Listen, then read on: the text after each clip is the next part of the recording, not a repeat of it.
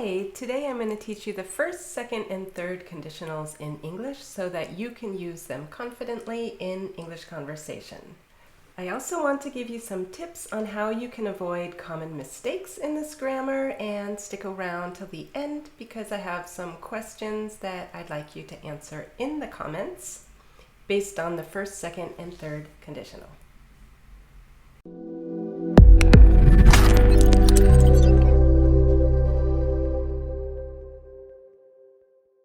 Conditional sentences have a very predictable structure and they're easy to learn. You just got to practice that structure, and once you have that down, it'll be very easy for you to tell the difference between them and to use them properly.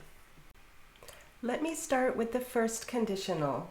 For the sake of simplicity, I have taken a similar example for each of the conditions in order to show you the difference in grammar and structure. First, let's look at the first conditional. The first conditional is used for situations that might happen in the future or could possibly happen in the future. This is the structure of the first conditional. We use if plus present simple plus will future. So, the example I have chosen for you is, if you win the lottery tomorrow, what will you do? So you see if plus present simple plus will future. You could also rearrange the order and say, what will you do if you win the lottery tomorrow? So these are both possibilities. You can mix it up a little bit, but the first conditional is the condition for possibilities in the future. Two of the common mistakes I see used with this condition is that sometimes people would like to use will 2 times in the sentence. For example, they say, if I will win the lottery, then I will buy a house. This is not possible. So you have to remember, you only have the will future once in the sentence, okay? So no sentences have will 2 times when we're talking about the first conditional. Another common mistake that is made with the first conditional is that people want to use the will future directly after the if. So they say, if you will win the lottery tomorrow. This is also not possible. You have to remember the structure really properly. If plus present simple, and then the other clause, the next part of the sentence, has the will. So if and present simple are always together. If I lose my job, I will become a YouTuber. I will become a YouTuber if I lose my job. Let's move on now to the second conditional.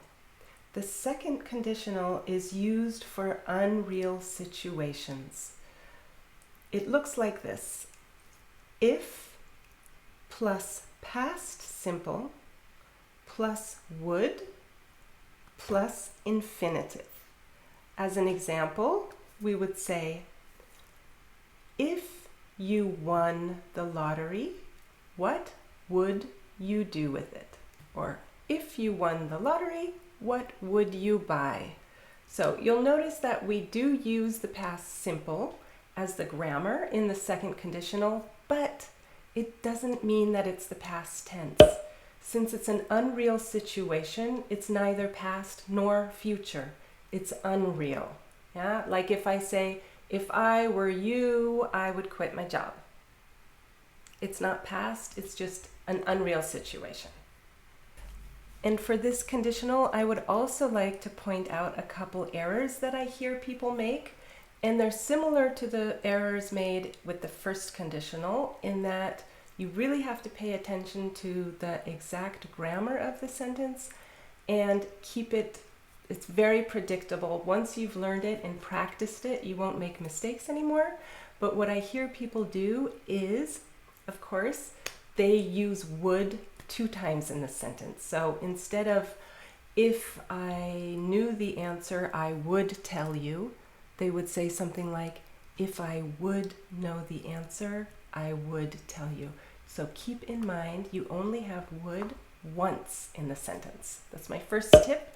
And my other tip is if plus past simple, which means you have if plus and then the grammar, not if I would. That is very often said. I hear that really often, and it doesn't sound too bad, but it's actually incorrect. You have to put the would at the other side of the sentence, not with the if. So if plus the grammar. If I had $1 million, I would buy a house. You could also reverse the order. I would buy a house if I had $1 million. That's fine. You could reverse the whole order of the sentence, but don't say if I would have. That's incorrect. Those are my 2 tips. You could also use could instead of would. If I had $1 million, I could buy a house. With the verb to be, you could use was or were, the past tense, in the third person. Both are considered correct.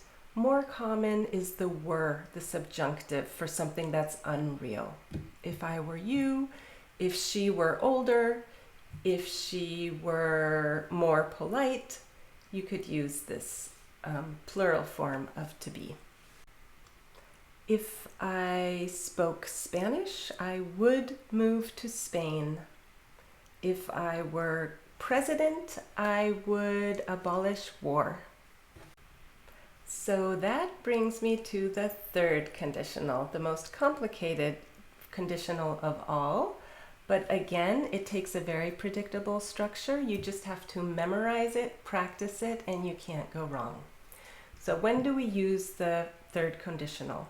We use the third conditional when we talk about unreal situations in the past.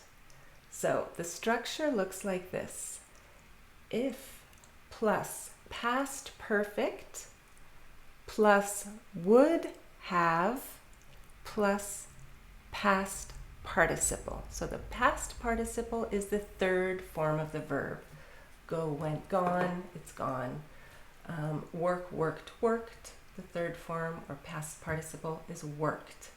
Okay, so if we take our example sentence, we would say, if you had won the lottery, let's say last year, what would you have bought?